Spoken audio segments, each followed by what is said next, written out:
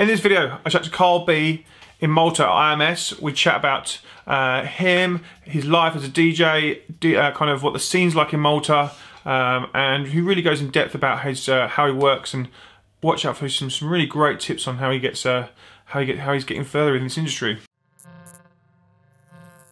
Okay, hey, it's Grahame from Data Transmission, and we are here at IMS College in Malta, and I'm with Carl B, a resident Malta DJ, producer, party host, general guy about town. How are you, Carl? I'm very good, thank you. And so I just want to kind of chat about generally the. Let's just start with IMS and kind of what it brings to Malta, and what, you know, why it's good for the country, and you know, let's start with that, I guess. Yeah, it's a great idea, like to have IMS every year here in Malta, because it's good for the people who can educate themselves and get as many music knowledge as they could, basically. But it's good because network-wise is even better, because you get to meet a lot of people from different kinds of jobs that covers all the music industry. So it's always nice to spend the weekend around with similar people. Yeah, and the panels are quite broad. You was on a panel yesterday. How did that go? It was very good. I enjoyed it. I had a panel as well last year. Yesterday it was kind of similar, but on a different approach. You were talking about local building. Yeah, we spoke about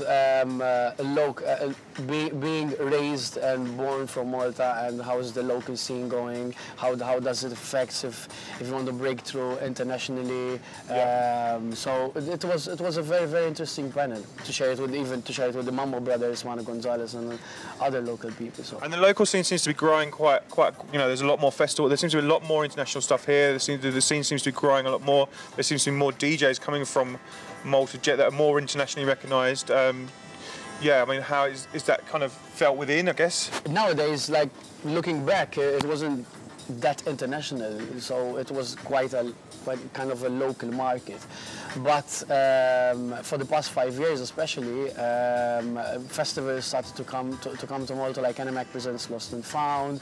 There's IMS as well, BBC, like everyone, Creamfield. So there's a lot of international happenings here on the island. So, so even DJs weekly are flying into.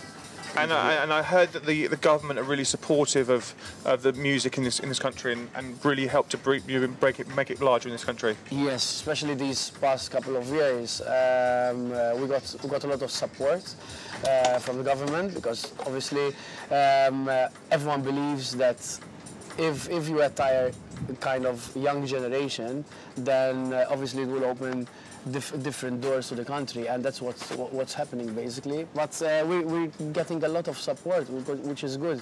Dance industry needs this kind of support, being a small island like Malta. For sure. So I mean, this is the first time I've ever been here. It's a beautiful place, man. I've been out running twice every morning. It's gone a long way. It's quite perfect timing of the year. You know, September. It's not that super hot.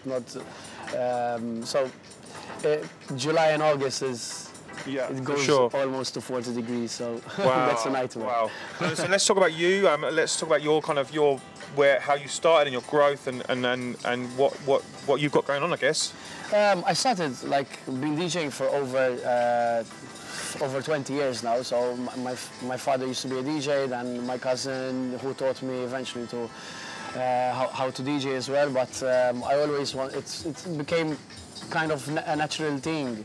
To be involved into the music industry.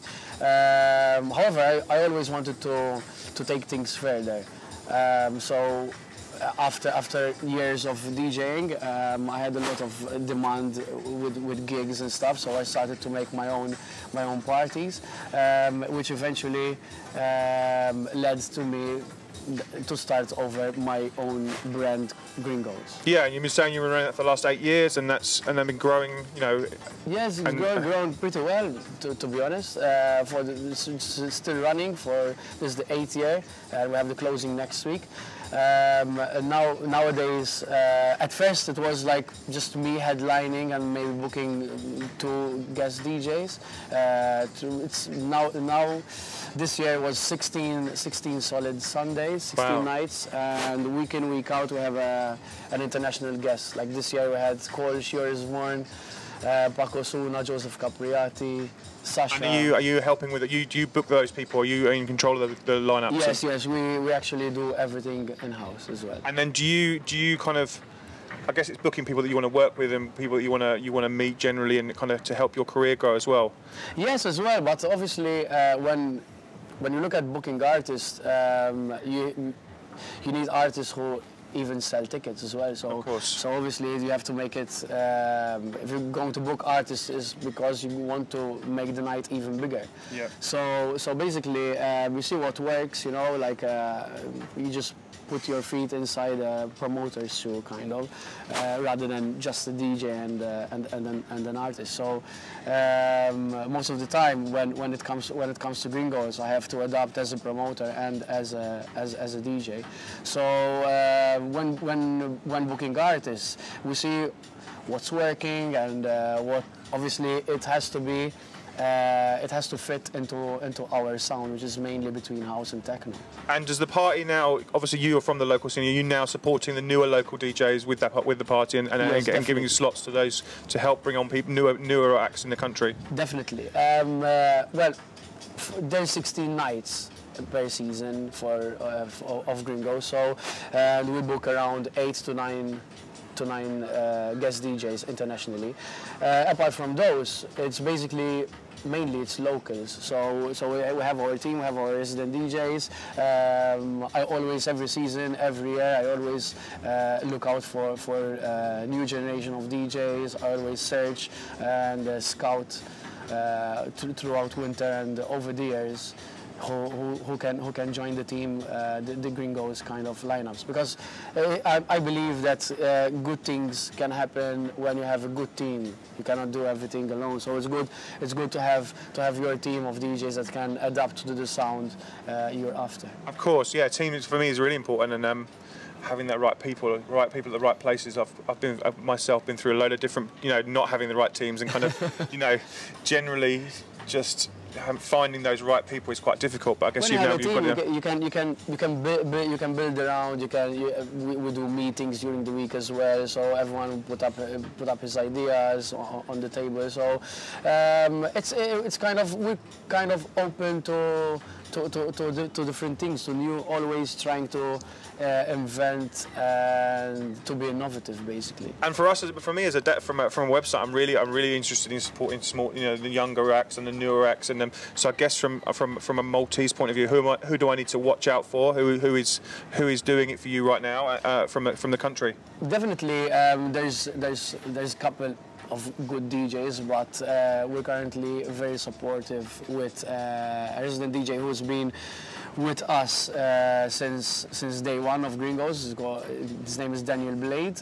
He's playing as well before me tonight at Elro as well. And there's Carl out here who's doing a really good job. He joined Gringos the second year as well. So yeah, they've been with us and they have very good input. They're quite talented as well. So.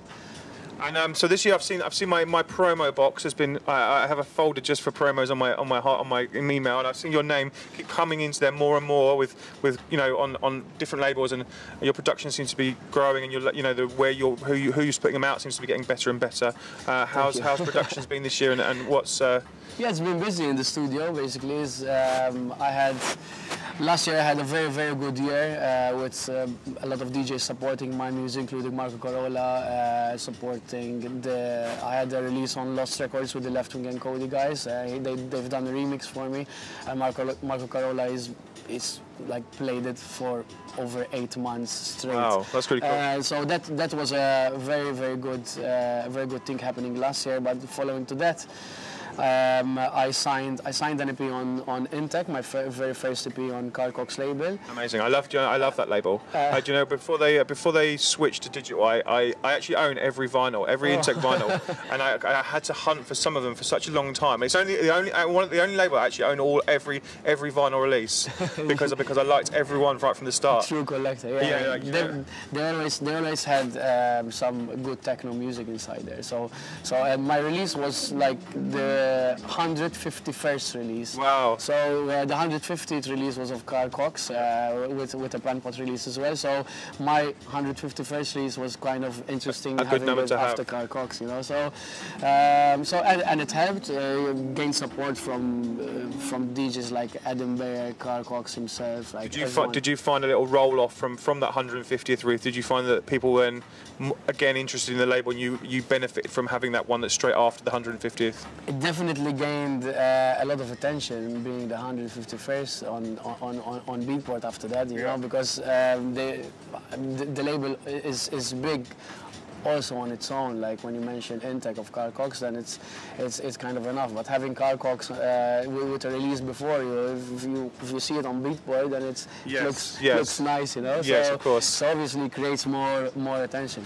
But that release on Intec obviously helped me out to like requests started to come in from more labels. I signed the second EP now with Intec as well. So in the future I'm having. And from a production level, do you? I guess coming from a small island, how did you get kind of around getting your records to more people, getting your kind of productions to more people, because you're a little bit further, you're not in the main hubbub of DJs are always around, and I guess you have quite an active place here with people coming in and out. But yes, be good nowadays, yes. Before it used to be a lot difficult. Obviously, there's always the internet, but when you interact with the artists directly, then and with people directly, then obviously it helps more rather than sending just a track into the demo address and just just waiting for the email. So it's good to send demos because it's their kind of system. But when you get to meet a lot of people in the industry and artists themselves who has good record labels, obviously it helps. You create better network, like a sort of friendship.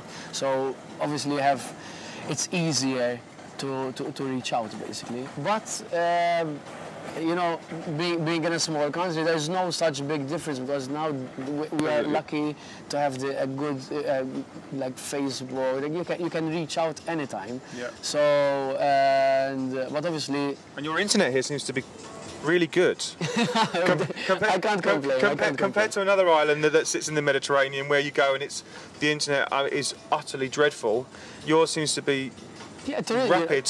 Touristically, on the touristic point of view, it's good to have these things, like, because now what do you do without a good internet? Yeah, of course. You know what I mean? So we have good hotels, we have like free Wi-Fi in some places, like even in the streets, and so yeah, there's. Wherever you go, you can always reach out when it comes to music. For the past couple of years, thanks to IMS, there's a lot of people coming to IMS from different sources of the industry. So you can interact well and make better network. Whilst 10 years ago we didn't have this. So one thing that I'm really trying to instill in people is and young DJs is work ethic. And from watching you online and watching you kind of your production and your mixes, and you seem to have a strong work ethic and strong kind of you're working hard to get to where you want to be. And I wondered if you could kind of share your wisdom, what you're up to, how that works for you, and how kind of where you go with working, and how much you put into your being, your career basically. A lot. It's hard work, patience, and consistency are the main. For sure. The main keywords basically. Hard work means that you have to have the drive and hunger each and every day. You have to wake up and do your thing, because if you if you take the step back and you be a bit lazy, you have to keep in mind that there's someone else trying to break. Yes, of course. Always. Of course. So obviously it's not like it's very competitive in a way, but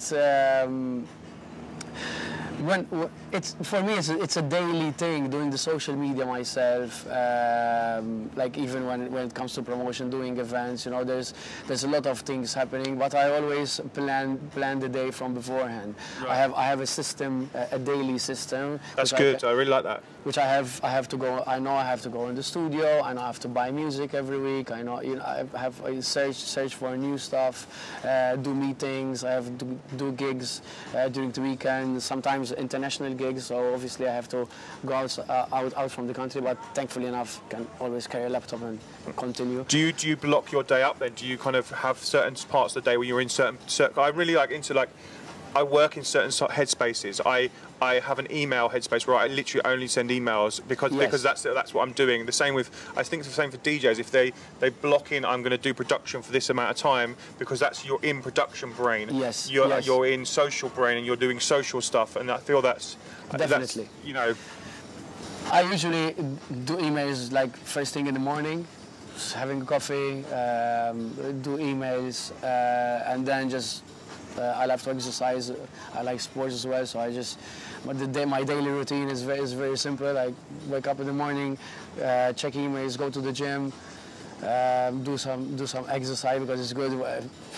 I spend most of the day like sitting in the studio. So I'm very the same. I love a bit of exercise. So it's good to actually exercise. Clears your mind as well, though, and makes you better. I feel better. After I exercise and I go to the gym, I feel that I've made something good. So you start the day with a good note, you know. Yeah. So psychologically it helps as well. I'm glad you said patience in there, because I spoke to a young DJ the other week in Sweden, and he was so concerned about his likes and from a post that that was actually more worried about that than his music production, and he wasn't being as patient. And I'm glad you said that as one of your key things. It's definitely, patience is definitely a key. You cannot expect, if you like, you cannot expect everything that you've started is gonna build. Getting built immediately.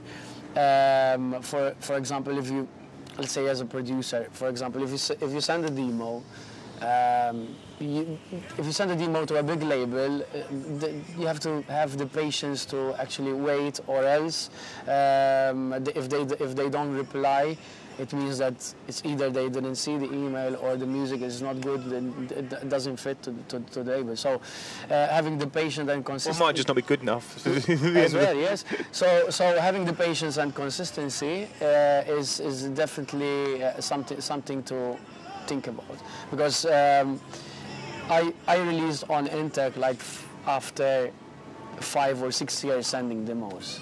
And I released on Saved after 5 years in sending demos. I have a new release on Yours Once label, Green. Which I heard this yesterday. Incredible release. It's gaining a lot of support. So, again, I'm friends with Yours, but that doesn't mean he's going to say yes to any music. So you know, no one is going to put music that it doesn't fit to the label because he just a friend, you know. So I kept the consistency, sending demos, had the patience to actually wait, because it took some time for him to test the track out, and obviously patience and consistency. Again, with hard work, then it's definitely. Do you have any tried and trusted methods for sending demos? Because a lot of people, one of the things most people ask me about is how the best way to send demos, because obviously a lot don't get listened to, and a lot of people just. I mostly send demos to. I go into Facebook in the page or SoundCloud links. There is always an info. Send demos. So this with a SoundCloud link or a Dropbox link. You know, I always start to send demos through the email they have, basically. Cool.